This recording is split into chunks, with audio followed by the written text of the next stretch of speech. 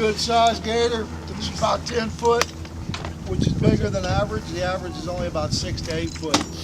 So he's a nice sized gator. And he'll more than likely be a male at that size. The females rarely reach 9 foot out here. So if I had to guess, I would say that's going to be a male alligator.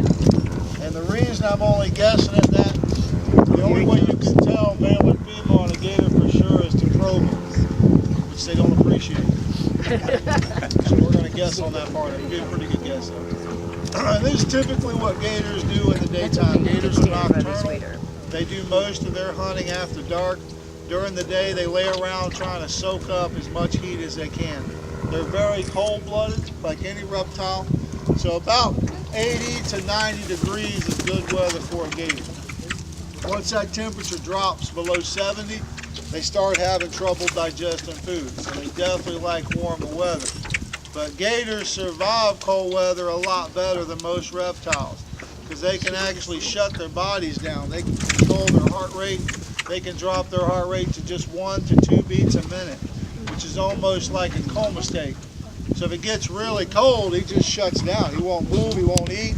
He'll lay there for weeks or even months at a time if he has to, and basically just wait for it to warm up again. Now in South Florida, we simply don't get that kind of cold here, but Central and especially North Florida, some of those areas will get cold enough that you'll see them hibernate, but we haven't had that here in a long time in South Florida. And if you notice, he's got the spikes all over his back, which are kind of neat. Those are called scoops.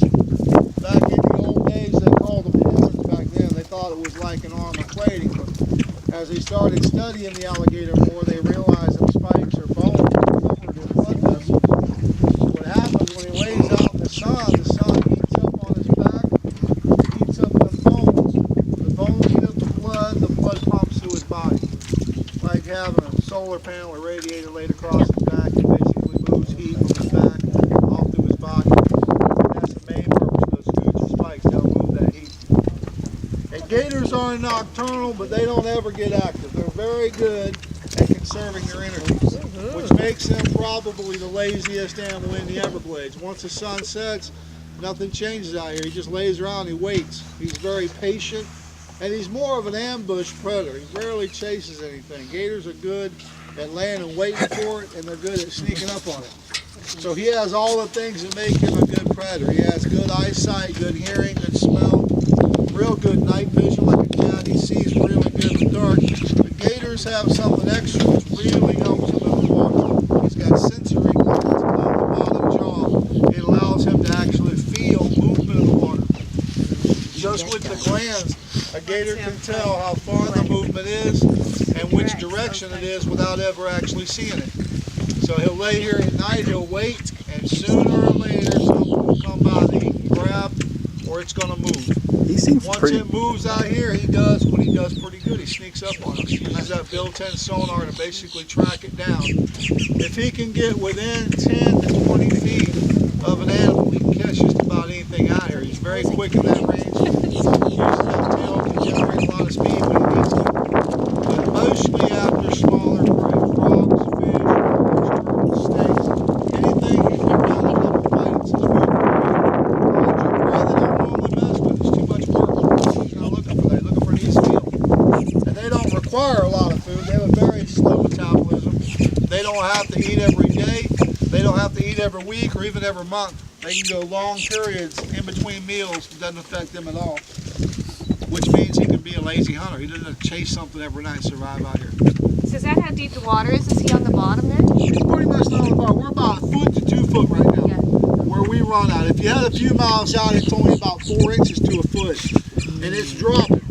Winter time, we go through basically a drought starting in October. The rain slacks up. And for about roughly 6 months, we don't get much rain, which means about 80% of the Everglades dries up during this time, which is normal. This is going to continue to drop. This will go down to maybe 4 inches to a foot before we get the rain again. But summer will come here. Summer marks the rainy season. So within a few months, we'll start getting rain again. Once that rain starts, the Everglades basically fills back up with water all summer because of the rain. But everything in the Everglades depends on a wet and dry cycle. It's very important to have that every year. Some years are worse than others, but we are always, we don't really have a summer or winter here. It's just wet and dry. That's our seasons here. These little birds here are bowtail grackles. The black one looks like a crow, is actually the male, and the little brown ones are females. And you'll find these guys all over the place out here. As the water continues to drop, we'll start getting a lot of our wading birds back. Blue herrings, baby blue herrings, wood storks, pink spoonbills, lipkins, curlews, ibis. As this water drops, the fish start getting stuck in pockets of water, and the birds just have a field day. They love that time of year. About another 2 weeks to a month, and they'll start showing up in force out here. They'll cover these areas. He seems to be pretty friendly. Why is he curious about us, or? That's my buddy. He was going to gobble you Drop up. him off in the mornings and pick him up in the afternoon. That makes sense. Now, this guy is pretty used to the woods coming in here. Most of the have already got moved on now. Like I said, we've been extremely busy this week. I mean, way too many people. Gators like you and me, they eventually get tired of seeing people. So the ones closer in, they're still there, they're just not showing themselves. They get up in the grass, or they'll simply lay on the bottom when they hear us coming. He doesn't get as much traffic, so he's pretty good about sticking around. As long as we don't get a lot of traffic, he'll stay around. Do you throw him little treats? Is that what you were doing? No, it's for the birds and the fish. It's against the law to feed alligators in Florida. Let me ask. One of you guys might be. Can he jump up in the boat? Gators can jump 3/4 of their body length out of the water. So yes, he can jump up in the boat.